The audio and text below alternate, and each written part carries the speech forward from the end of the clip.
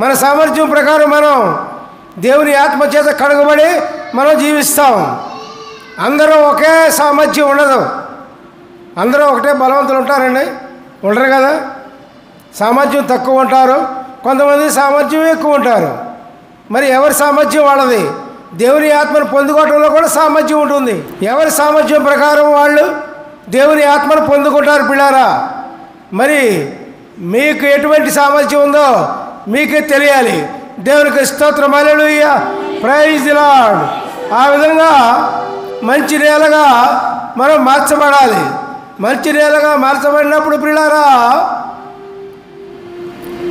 మన జీవితంలో ఎన్ని బాధలు వచ్చినా, వ్యాధులు వచ్చినా, ఎంత కష్టాలు ఎదురైనా, మరి ఈ ధనాశ ఇట్లాంటివన్నీ మనకు ఉండవు, పక్కన పెట్టేస్తాం. వీటి మీద దృష్టి పోదు, దేవుని యందే దృష్టి ఉంటుంది ప్రియులారా.